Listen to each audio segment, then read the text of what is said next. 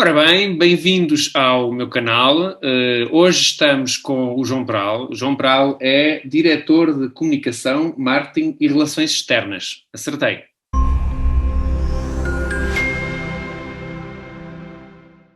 Assustaste, tiveste que ir à cábula, que o nome é grande, não é? Exatamente. Então, o que é que faz um diretor de Comunicação, Marketing e Relações Externas da EML? Olha, Manel, é uma boa pergunta e é uma boa. Antes de mais, muito obrigado pelo convite. Eu é que agradeço.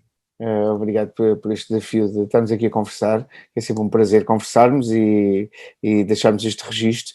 Um, Naquilo que é o meu nome, o nome das funções que eu faço agora, comunicação e marketing, acho que é mais ou menos autoexplicativo.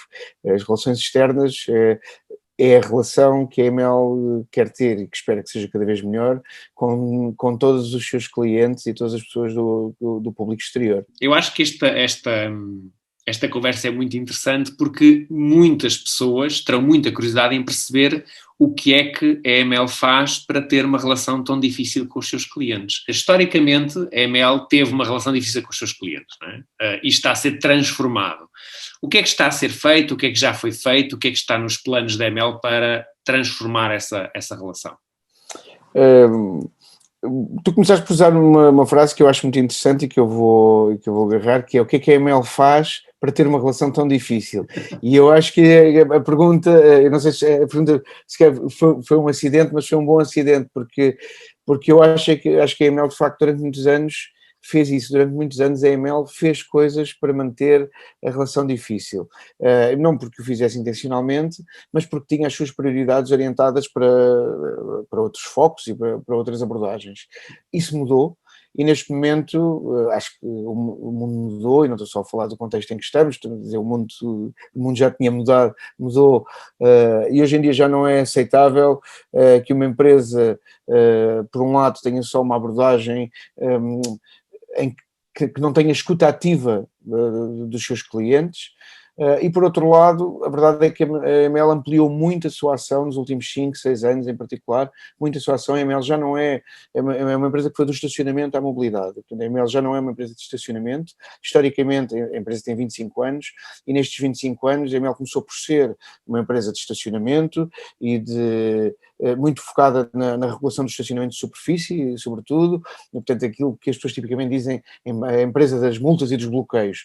E isso era uma coisa que, se calhar, no princípio, não era podia não ser uma, eu não estava cá nessa altura, portanto também não vou fazer essa apreciação, mas talvez não fosse uma descrição injusta. A verdade é que houve muito caminho já feito, e a EML hoje em dia é uma empresa de mobilidade. O estacionamento é, de facto, uma das áreas de intervenção, mas já não é a única, e além de não ser a única, nós não temos vergonha da nossa ação. Isso é uma coisa que é importante dizer, que é muitas vezes as pessoas, hoje em dia, porque como nós temos as bicicletas, a Gira, que é um sucesso e que é um sistema de bicicletas partilhadas, temos a relação com os parques, temos a semaforização, temos a construção das ciclovias da cidade, imensas obras que fazemos na cidade, e as pessoas muitas vezes acham que nós achamos mais interessante falar disso do que para fugir ao tema do estacionamento.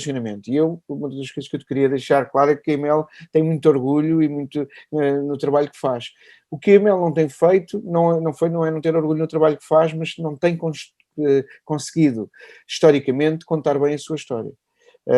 Talvez por falta de foco. Não houve durante muitos anos uma preocupação em passar uma narrativa consistente daquilo que se fazia.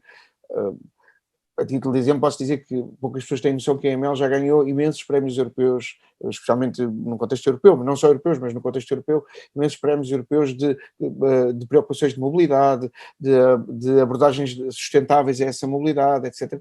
E coisas que nós assimilamos, mas que depois não promovemos. Hoje em dia nós estamos neste momento a decorrer o programa Vox Pop, que é um programa europeu de sinergias da mobilidade, que no fundo que junta todos os players de mobilidade da cidade e os põe a comunicar uns com os outros, e esse programa é um programa europeu e é liderado pela EML. posso dizer que nós temos, obviamente agora pelo contexto de pandemia foi adiado agora por uns meses, mas nós vamos receber em Lisboa o Velocity, que é uma atividade, um evento internacional de utilizadores de bicicleta, pessoas que utilizam a bicicleta como meio de transporte, não é de ciclistas, pessoas que utilizam a bicicleta como meio de transporte, é um evento internacional e este ano vai ser em Lisboa e é a EML que o está a organizar. Portanto, nós temos uma ação que é muito ampla e que por razões diversas nunca comunicámos, nunca comunicámos porque durante muitos anos não nos preocupámos em comunicar. Pronto, e agora começámos a perceber que até para que as pessoas entendam melhor a missão de estacionamento, é preciso, se calhar, que entendam este mapa da mobilidade de uma forma mais integrada, porque se entenderes a mobilidade da cidade de uma forma mais integrada, naturalmente vais entender também que é impossível, quando entram novamente no contexto especial em que estamos a viver agora, isso é diferente, mas quando entram 600, 700, 800 mil carros na cidade todos os dias e o estacionamento aguenta 200 ou 300 mil lugares, portanto assim dando aqui números redondos, é evidente que não é possível que todas as pessoas possam simplesmente estacionar. Isso não é possível. Nenhuma cidade, já sem sair do nosso continente, não é nenhuma capital europeia, Londres, Paris, Madrid, subsiste sem uma regulação de estacionamento forte, porque não é possível todos os carros, porque Lisboa, quando se diz Lisboa, obviamente já não é, a cidade não é só dos residentes, não é? A cidade é uma cidade das pessoas que cá vivem, mas também das que cá trabalham, as pessoas que trabalham também vivem na cidade, no sentido de vivem a cidade, e não estamos a falar, agora o turismo está em baixo, mas nem sequer estamos a falar do turismo ou dessa massificação do turismo, que é uma coisa que nos últimos anos se tornou uma histeria de conversa, mas nem é preciso entrarmos nisso, só entre as pessoas que vivem de facto na cidade, os residentes, e as pessoas que vivem a cidade porque trabalham na área, porque vivem na área metropolitana de Lisboa e entram na cidade todos os dias, só esse parque automóvel é incomportável para o estacionamento que a cidade oferece. Portanto, é óbvio que é preciso imprimir aqui uma rotatividade de estacionamento. Quando estavas a dizer que não temos vergonha daquele trabalho, e acho bem que não tenham vergonha, mas a verdade é que realmente faz sentido falar no futuro, falar nas bicicletas, nas novas formas de mobilidade, na mobilidade elétrica. Eu, agarrando nisso que estás a dizer, diria que faz mais sentido, sobretudo, falar numa convivência com respeito. Eu acho que isso é que é o importante. Nós não somos pró-automóvel, nem somos contra-automóvel. A EML não tem nenhuma reflexão sobre isso. Nós somos pró-mobilidade. E a mobilidade é uma frase que temos usado, que é a ideia de que a cidade é de todos e a mobilidade é para todos. É uma frase que tem estado presente na nossa reflexão e a mobilidade é mesmo para todos. Portanto, a mobilidade é da pessoa que anda a pé, é da cidade das pessoas, a mobilidade é de quem anda de bicicleta, obviamente, e a realidade ciclável é uma realidade que está a crescer cada vez mais, mas a cidade também é de quem anda de carro. Claro. A questão é que estes agentes todos e quem anda de skate, não vou referir aqui a panóplia toda dos transportes, mas pronto, aqui estes três eixos que são assim os mais evidentes que hoje em dia, que é as pessoas que andam a pé, as que andam de bicicleta e que andam de carro, pronto, vamos deixar aí em carro, entende-se carro, moto, etc. Porque as pessoas que andam a pé depois também são as pessoas que utilizam a rede de transportes públicos e portanto também têm uma outra forma de locomoção, sendo que mesmo nas bicicletas, e aqui obviamente falando um bocadinho de nós, a rede gira, de bike sharing, as bicicletas partilhadas de Lisboa, é um transporte público também. Portanto, a ideia da rede gira é ser um transporte público individual que também está ao serviço da cidade e, portanto, e aqui, lá está, a tal questão do respeito. Uma pessoa hoje em dia que entra na cidade, isto pode ser verdade para um residente ou para quem vem de fora, um residente pode sair de sua casa, deixar o carro estacionado à porta de casa e fazer parte do caminho a pé, depois a essa altura pega numa bicicleta do sistema de bicicletas partilhadas e faz mais 2 quilómetros de bicicleta e depois faz esse last mile, faz a pé, ou faz de metro, ou faz num autocarro da Carris, enfim... Esta ideia do Mobility as a Service, que é uma coisa que se fala da mobilidade integrada através de vários formatos, é de facto aquilo sobre o qual a EML hoje em dia reflete. Portanto, não é errado de achar que nós somos contra os carros, também é errado de achar que nós somos pró-carros, porque não estamos em nenhum desses momentos. Agora, somos a favor do respeito e de uma convivência e de uma cidade onde as pessoas possam todas circular. A EML neste momento é responsável também pela gestão semafórica da cidade e a gestão semafórica não é só uma questão de, nós não somos só as pessoas que ligamos o on e o off dos semáforos. Ao controlar a rede semafórica, nós controlamos também estamos agora neste momento a migrar para herdarmos o sistema em vigor, que estamos a gerir, e portanto neste momento fazemos uma gestão que ainda não tem a nossa visão, e estamos a evoluir para implementar aquilo que é a nossa visão da rede semafórica, e nessa visão que vamos implementar há toda esta lógica de perceber que em determinadas horas certos corredores da cidade têm que estar mais libertos para favorecer os transportes públicos, porque é uma hora mais densa e, portanto, há outras zonas da cidade onde os vermelhos caem mais depressa para permitir que estes corredores fiquem mais abertos, e essas estão inteligentes, mas isso depois, o que é verdade às 8 da manhã, pode não ser verdade às 10 e pode não ser verdade às 2 da tarde.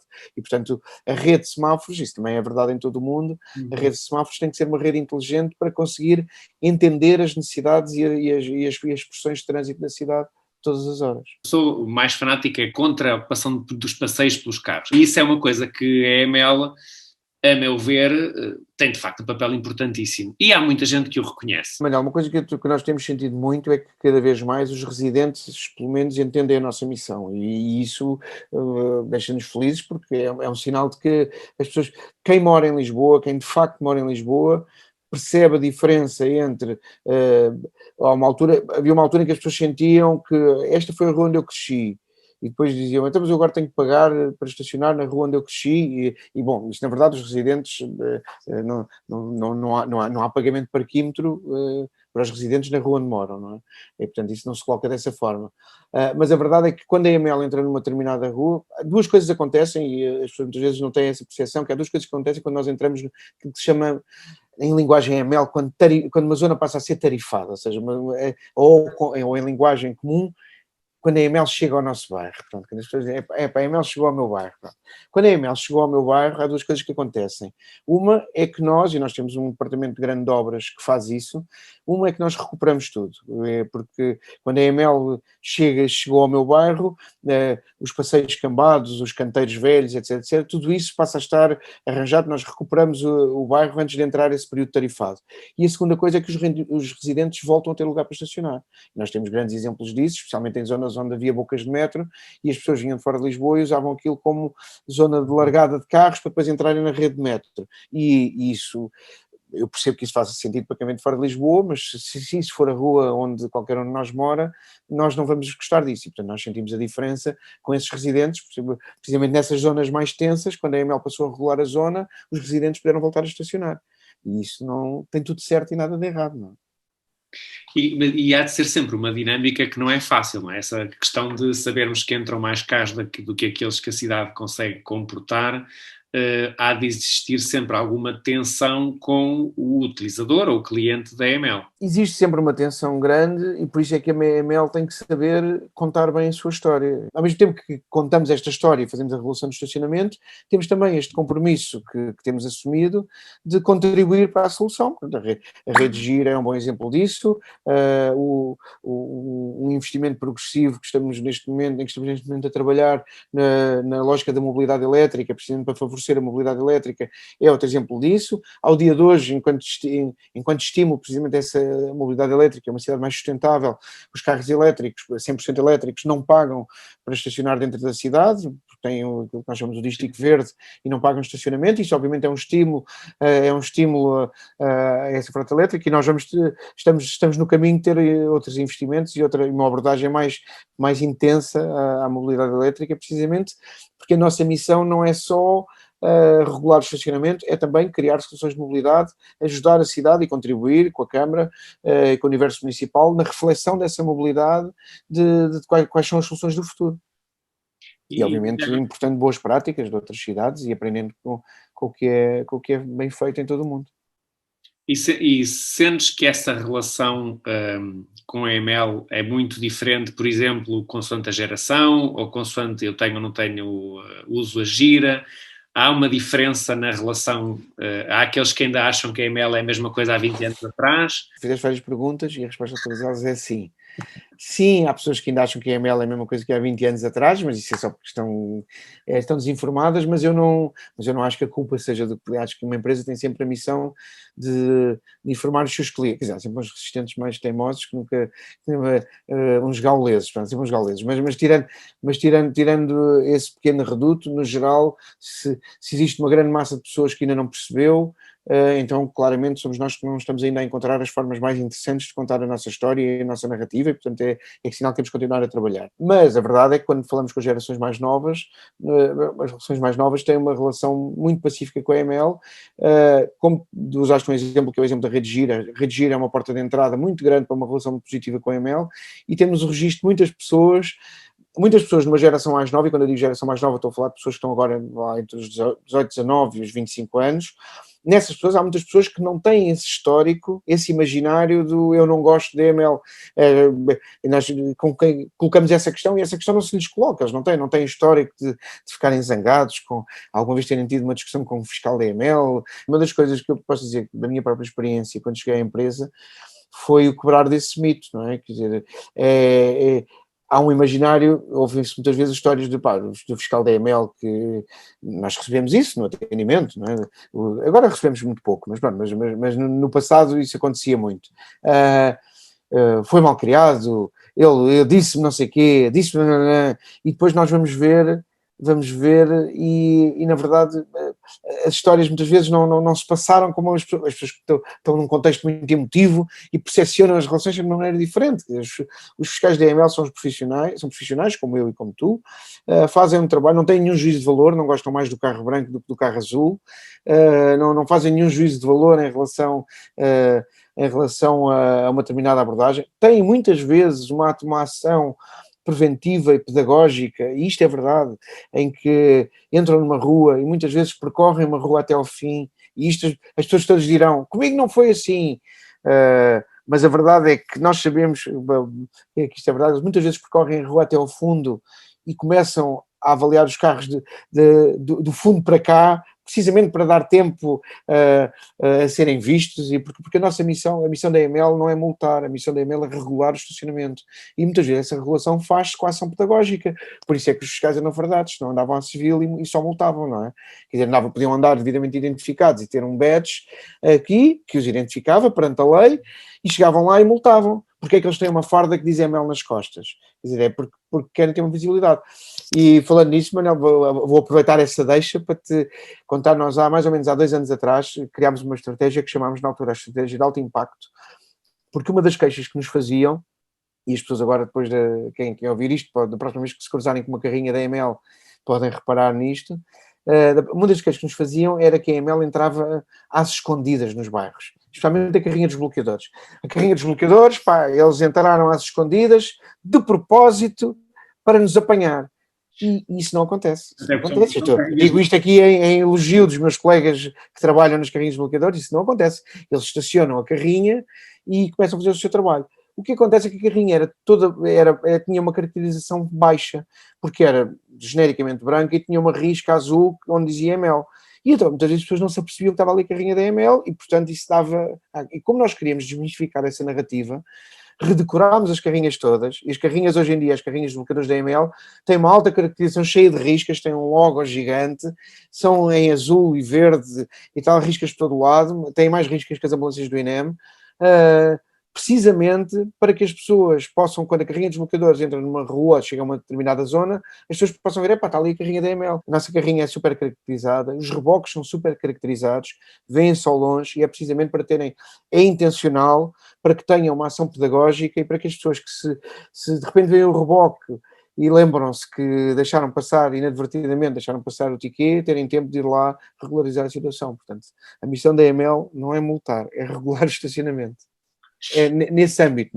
Toda a gente foi só ali 2 minutos, mas nós temos alguns dados que nos dão uma média de que as pessoas, por norma, deixam o carro 26 minutos acima daquilo que é o tempo que deviam. Fui só ali 2 minutos, continuamos a ter esses casos pontuais, mas já não é tão gritante como era aqui há uns anos, e as pessoas continuam, há sempre pessoas que foram só ali 2 minutos, mas por norma as pessoas têm uma relação com o estacionamento e com o espaço público cada vez mais civilizada e mais cívica, sobretudo, mais cívica.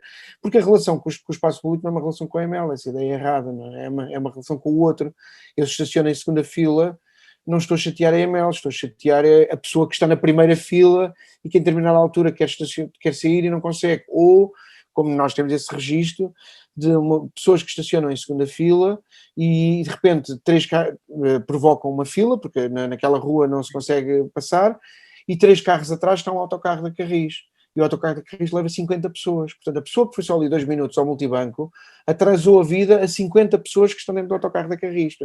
E às vezes essa relação entre esse peso entre os fatores é que eu acho que é importante quando as pessoas ganham essa consciência, e acho que estão a ganhar, é essa preocupação com o outro, a cidade vive-se de uma forma mais tranquila e a nossa ação é mais bem entendida. E nessa questão da comparação com outras cidades, esse papel pedagógico de ter carrinhas muito visíveis, essa é uma coisa que é muito tuga ou também existe noutros países, também é um bocadinho essa a filosofia? Não, também existe noutros países. Eu posso dar um exemplo, por exemplo, que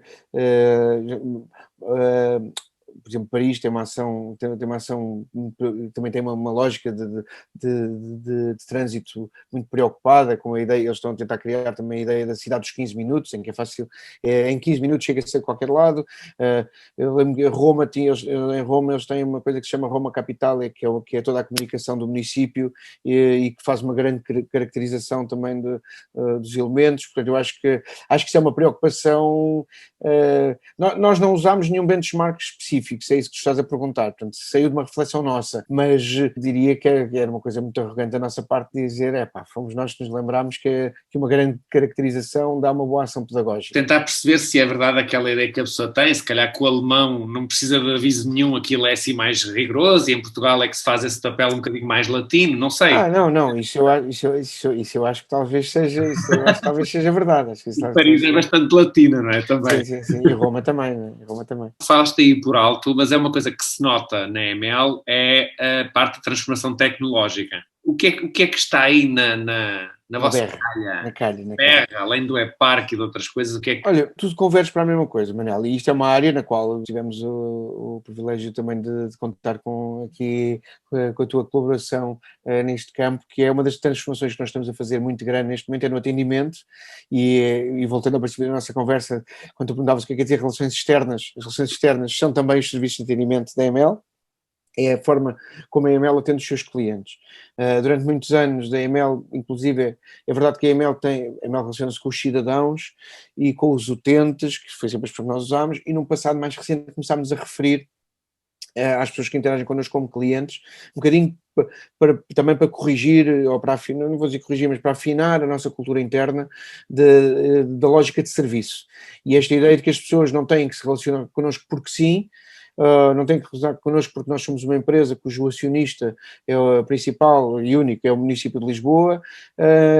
Nós somos uma empresa que, como todas as empresas, tem de conquistar os seus clientes e os clientes conquistam-se com um bom serviço. E ao mudarmos essa lógica, isso despertou-nos uma necessidade de conhecermos melhor o nosso cliente. Quem é o cliente EML? Porque uma coisa se nós sentimos que as pessoas têm uma relação connosco de obrigação, e quer dizer, têm que tirar um dístico e pronto, porque têm mesmo, ou têm que pagar a multa porque têm mesmo, ou têm que usar a bicicleta porque têm mesmo.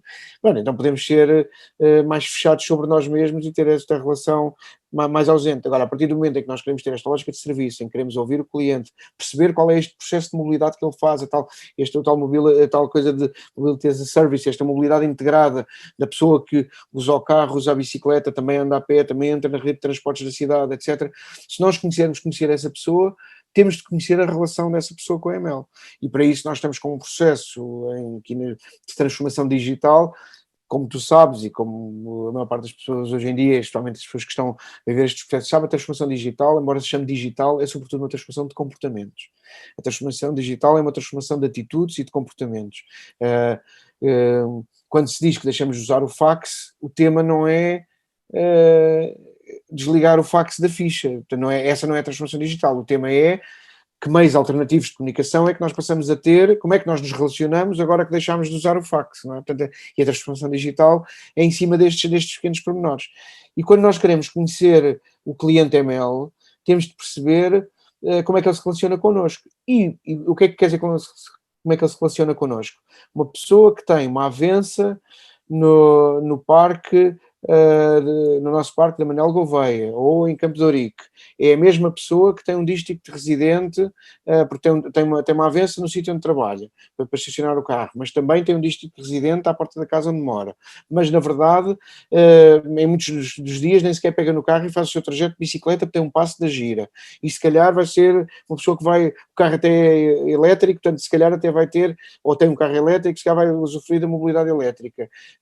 Nós precisamos de conhecer, se calhar tem a parque, nós precisamos de conhecer essa realidade dele, precisamos de perceber quando é que ele interage connosco. Por exemplo, quando ele liga para o call center ou quando escreve para nós precisamos de perceber qual é o histórico dele. Pronto, e isso na EML era uma coisa que historicamente nós não tínhamos essa cultura, nunca nos tínhamos debruçado sobre isso e portanto não tínhamos essa abordagem cultural, e tínhamos obviamente muitos registros, mas esses registros estavam segmentados, tínhamos tudo registrado, todas as micro-relações estavam registadas, mas não estavam integradas. E agora estamos a fazer um esforço muito grande a favor do cliente. Novamente, não é a favor da EML, é a favor do cliente, é a favor desta relação que queremos que seja melhor e mais ágil, este entendimento das necessidades de mobilidade. Estamos a fazer um esforço de transformação digital para integrar todas estas comunicações e para que as pessoas percebam, sempre que falam com o atendimento da EML, nós ficamos com esse registro. Por outro lado, queremos melhorar, é uma coisa normal em todas as empresas, queremos melhorar os nossos índices, queremos melhorar os nossos níveis de serviço. Quando eu em particular cheguei ao atendimento, saiu uma notícia sobre isso no jornal e tudo, que era a EML não atende o telefone. Era assim, a notícia era assim. Era qualquer coisa, não era exatamente assim, era qualquer coisa, a EML não atende o telefone. E esta notícia saiu, foi para aí no mês em que eu agarrei no atendimento lá. E assim, caramba, pá, como é que é isto? A gente não atende o telefone.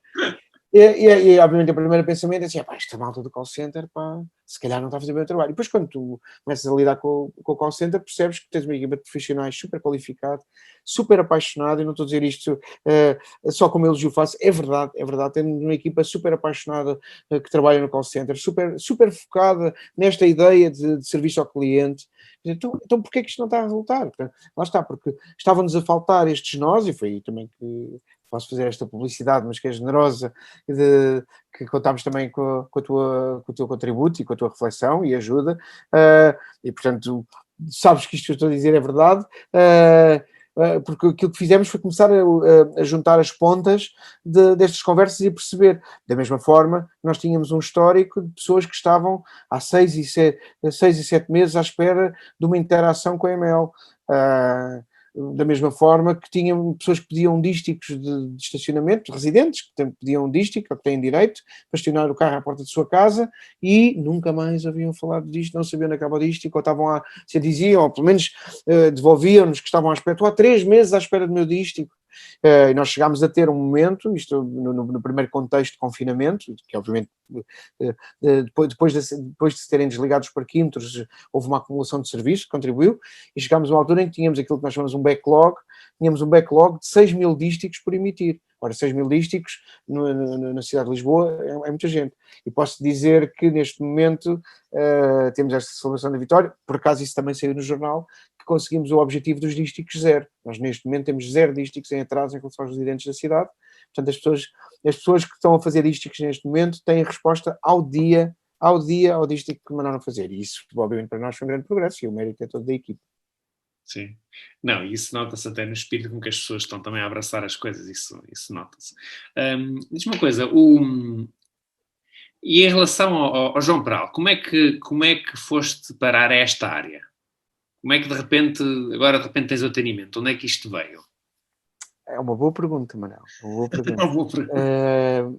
Olha, Manel, eu acho que o meu background é consultoria de marcas e publicidade, é o meu background original, e estratégia de marcas, mas no meio disso tudo, eu sempre fui uma pessoa que trabalhei com o pensamento lateral e com a transformação desse pensamento lateral em ação. Já tive a oportunidade de liderar muitas equipas na minha vida profissional, cometi alguns erros no princípio do percurso, como toda a gente, fui aprendendo, e aprendi, acho é sempre difícil, para mim é sempre mais difícil ser juiz em causa própria sobre isso, mas sobretudo eu acho que sou um provocador consequente. Pronto. Gosto muito de agitar as águas e de ajudar à transformação.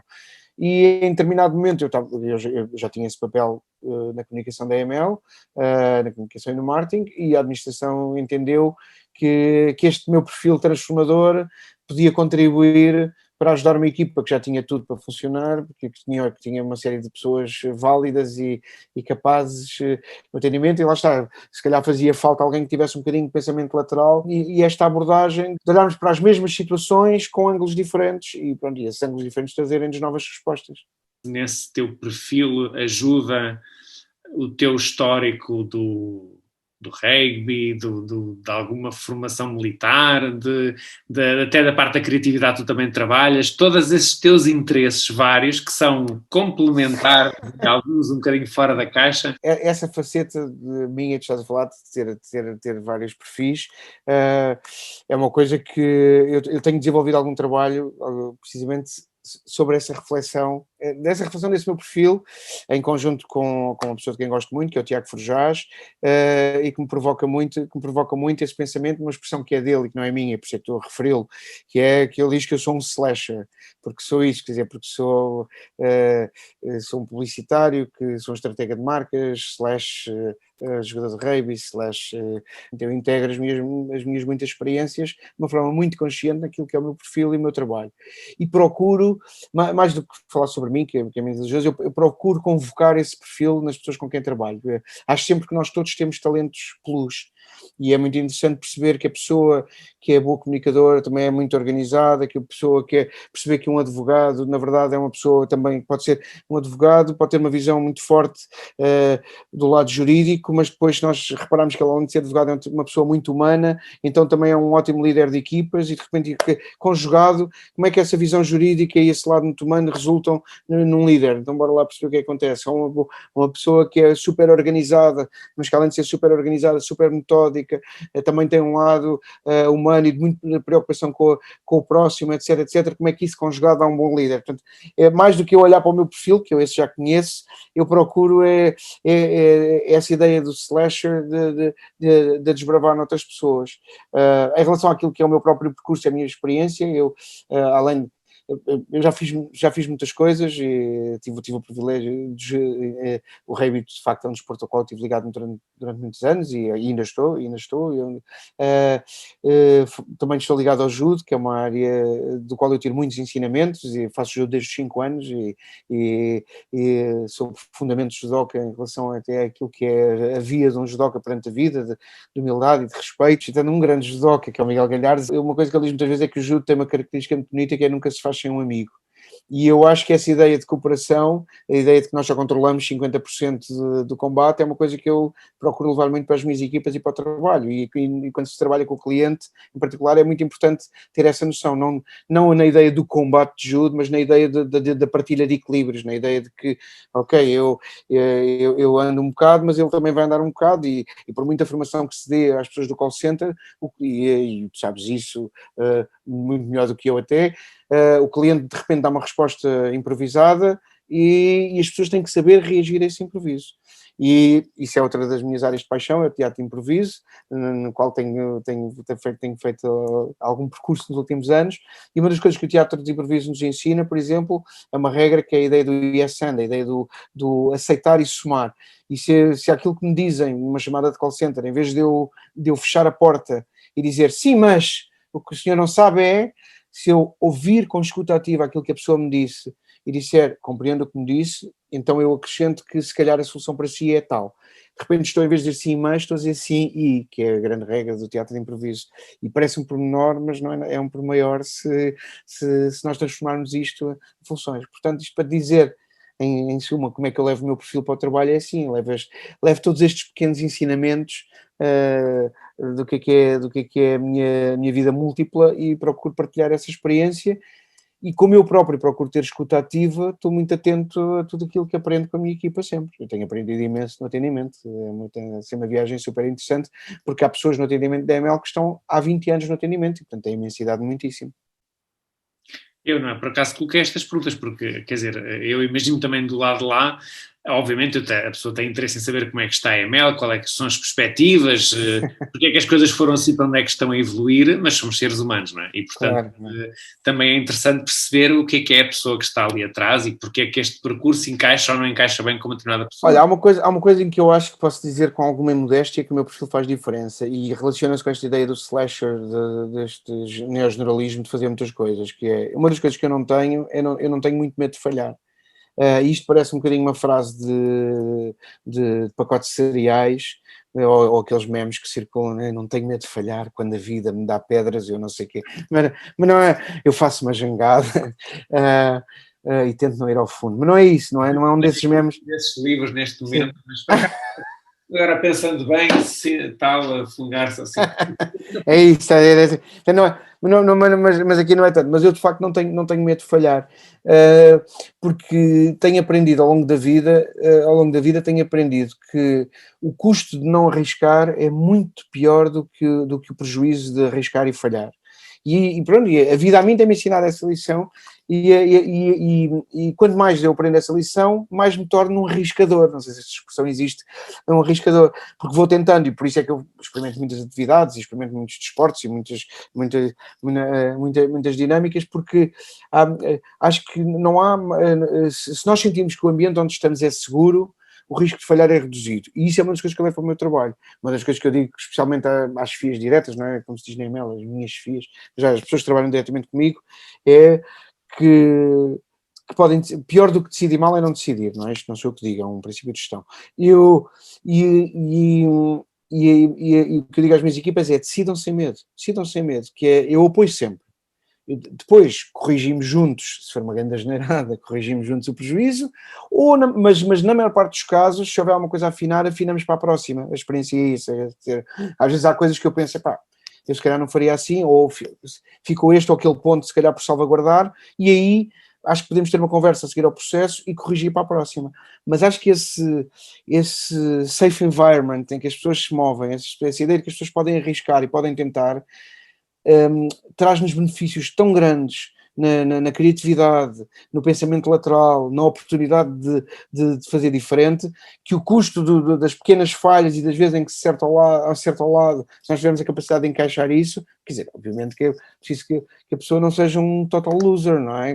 Não seja a pessoa que se engana mais vezes. Portanto, quando se diz estas coisas, tudo isto entra dentro, por isso é que existem os líderes, não é? Por isso é que no final do dia estou cá eu para perceber se esta pessoa é um caso perdido ou não, quer dizer, estou a dizer, estas coisas são sempre bem escritas nos livros e ditas em conversas boas como a nossa, e depois na prática, está bem, mas o tipo é um grande danabo, como é que se faz? Está bem, se é um grande danabo, a essa altura tens que o tirar da posição, é óbvio, mas não é isso que estamos a falar de pessoas que não são um grande danabo, pessoas que são super competentes, que acertam em 90% das decisões, que decidem bem, que trabalham bem e a quem nós damos esse espaço para que essas 90% em que eles acertam o façam com confiança. É desse perfil. Quando se diz espaço para arriscar, obviamente é para esse perfil, não é para a pessoa que é um grande atrapalhão. Não é? Em relação ao rugby, os franceses têm uma frase, dizem que o rugby é a escola da vida, embora as todos os desportos dizem isso de si mesmos, mas o rugby é a escola da vida.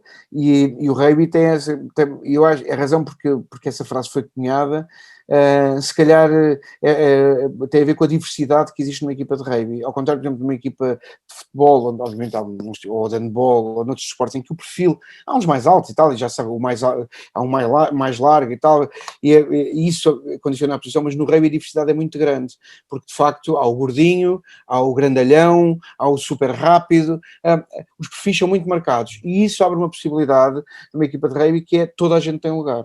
Toda a gente tem lugar, qualquer pessoa, quando se diz assim, devias experimentar o rugby, as pessoas às vezes dizem, eu não tenho corpo para o rugby.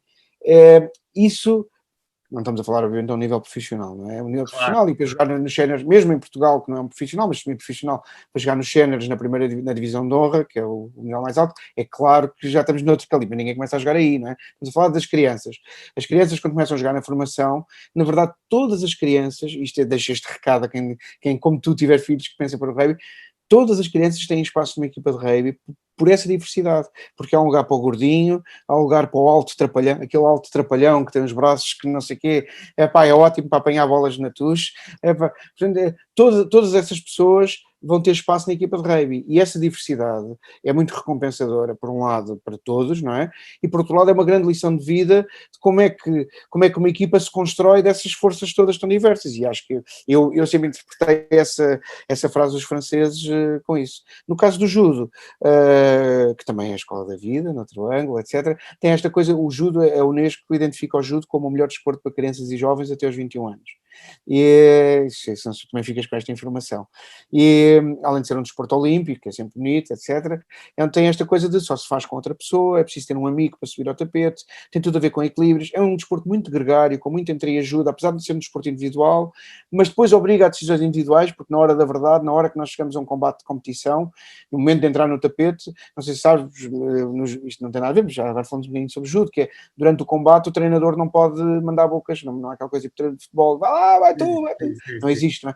Só quando os combates param, só nos momentos de paragem é que o treinador pode mandar, a próxima vez que vi judo, reparem nisso, é que o treinador pode dar umas dicas ao judoca que está a combater. Durante o momento em que eles estão os dois a combater, o mundo para. E isso é a mesma coisa que acontece quando nós fazemos um exame na faculdade, assim percebes? É a mesma coisa. Há um momento em que tiveste todo o treino do mundo, preparaste com os teus amigos, estudaste em conjunto, mas há momentos na vida em que és tu que tens que gerir o desafio. E aí o judo nesse aspecto acho que é uma grande escola também.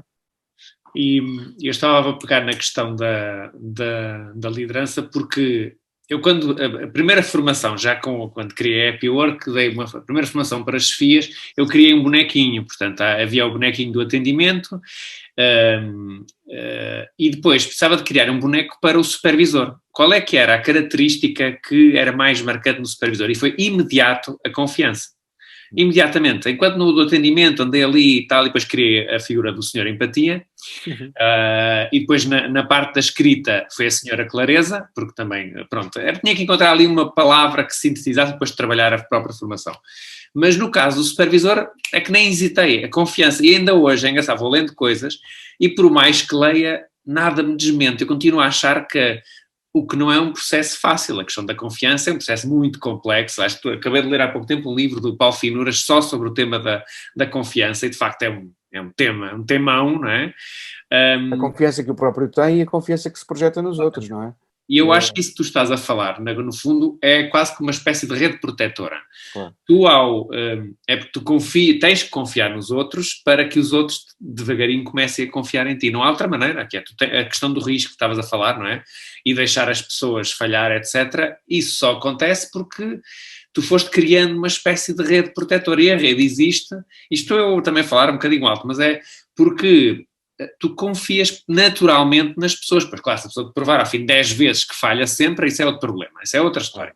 Claro, por isso abre outros desafios, pronto. É outros desafios. E também é para isso que as pessoas existem, que os líderes existem. Mas à partida, confias. E, portanto, essa questão, eu imagino no rugby, que se tu não confiares na tua equipa, quer dizer, aquilo tem que existir essa confiança. Uma coisa muito interessante no rugby, e eu convido-te a ver um jogo de rugby comigo e eu faço essa quando estivermos noutra fase, essa observação assistir num pub, quando vamos a um pub, é assim, jogos de rugby só se vê em duas formas, é ou ao vivo, que é o ideal, ou então num pub com os amigos. Relato ao vivo. E em Lisboa há vários sítios onde isso é possível e onde tens todo esse, até porque Lisboa é uma cidade internacional e portanto tens todo esse ambiente cheio de malta internacional e com muito espírito.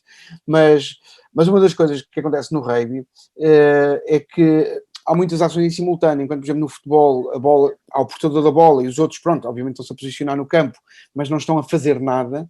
No rugby, o portador da bola está a ter um trabalho, mas principalmente naquelas situações de contacto em que toda a gente está a empurrar toda a gente, estão 7 ou 8 pessoas a fazer um trabalho e cada um tem uma parte da tarefa, apesar de só um é que leva a bola. E a verdade é que tu não podes não tens tempo para ir questionar a competência dos outros na sua microfunção. Enquanto eu estou a fazer o par de mãos, estás mesmo a empurrar aí ao fundo? Pronto, eu tenho que acreditar que ele vai empurrar. Eu só tenho que fazer, eu faço a minha parte e acredito que ele vai, tal como ele está a empurrar, não me está a ver, está com a cabeça enfiada no meio da coisa, está a empurrar, acreditando que eu aqui estou a rapar a bola e a fazer aquilo que é o meu trabalho. Portanto, cada um tem a sua microtarefa e confia que os outros estão a fazer a dele, não anda a fazer aquele micromanagement, como agora se diz, de como é que tu estás a empurrar, como é que não sei o quê, isso aconteceu no treino. Agora, quando chegamos à hora do jogo, é jogar. E essa coisa mágica do rugby, que é as tarefas que se fazem em simultâneo, acho que tem uma ponte muito grande com o trabalho que fazemos nas empresas, sem dúvida. Uma das vitórias que tivemos também, e para fechar, uma das primeiras coisas que eu disse foi sair no jornal a dizer: a EML não atende o telefone. E nesta semana em que nós estamos a conversar, pela primeira vez, pelo menos desde que toda a gente se lembra, a EML fechou um dia com 0 chamadas por atender. Quer dizer que atendemos todas as chamadas que nos fizeram, não tivemos sequer uma única chamada perdida. A EML é uma empresa muito mais descontraída do que a narrativa que tem passado. No geral, o ambiente da EML, e tu tens que andar connosco, a EML é uma empresa muito informal, onde as pessoas têm um trato um espírito de colaboração grande temos precisamente um foco grande na inovação e deixámos que historicamente se instalasse uma imagem tóxica nossa, porque obviamente tínhamos uma parte da nossa ação, é uma ação difícil, e agora estamos também do lado da comunicação, mas também do lado do atendimento, na relação direta com as pessoas, a tentar corrigir isso para que percebam que a missão da EML é trabalhar nesta cidade que é para todos. E também já agora deixar aqui uma mensagem que é, eu trabalho com muitas empresas diferentes, isto é uma mensagem até mais em geral, não é só em relação à questão da EML. É que há uma diferença grande entre o que a sociedade pensa, ou as pessoas em geral, e hoje em dia estão muito zangadas com a vida, e com o Covid as coisas não melhoraram, as pessoas estão cansadas de várias coisas, umas com razão, outras não tanto. E eu ainda não tive uma empresa que eu visse que propositadamente tratava mal os clientes. Eu não vi nenhuma. Obviamente umas trabalham melhor que outras, isso é muito óbvio, e umas estão a evoluir num caminho e outras no outro, enfim, depende. Mas conhecer assim uma equipa, ou há um grupo de pessoas que fazem relação com o cliente e que propositadamente responda mal ou demore mais tempo, eu não conheço ninguém. Há pessoas um bocadinho mais envolvidas, outras menos, mas é uma coisa que eu passo a vida a dizer, e há pessoas que não acreditam. Não, desculpa lá, a empresa tal, aquela gente está toda a dormir, não faz nenhum. Não, tem poucos recursos, fazem o que podem, às vezes não dá para mais, outras vezes foram enviados para aquela função ao fim de passaram 20 anos noutros sítios e, portanto, foi quase olha, vais para ali porque não tens mais nenhum sítio para onde ir, e vão fazendo o seu trabalho, dentro do possível. E é por isso mesmo que o pensamento lateral é importante, porque nós às vezes, tu disseste uma frase muito importante que é, às vezes não há recursos para mais, e obviamente que o dinheiro resolve quase todos os problemas, mas a verdade é que muitas vezes, mesmo com muito dinheiro, se ele for gasto da maneira errada, às vezes não resolve problema nenhum, e o contrário também é verdade, às vezes com menos dinheiro e com a lógica certa, resolvem-se muitos problemas. Eu tenho uma pessoa de quem gosto muito, que é gestor numa empresa bastante conhecida e que diz que eu sou uma people's person. E eu gosto de acreditar, revejo-me nisso e gosto de acreditar nisso e gosto de acreditar que também parte do sucesso que estamos a ter neste trabalho é precisamente porque o nosso foco foi nas pessoas, não foi, ok, vamos deitar fora a equipa todo o atendimento e trazer uma equipa nova, porque isso, além de ser injusto para os profissionais incríveis que a EML tem no atendimento, era, do ponto de vista financeiro e de gestão, uma coisa impossível.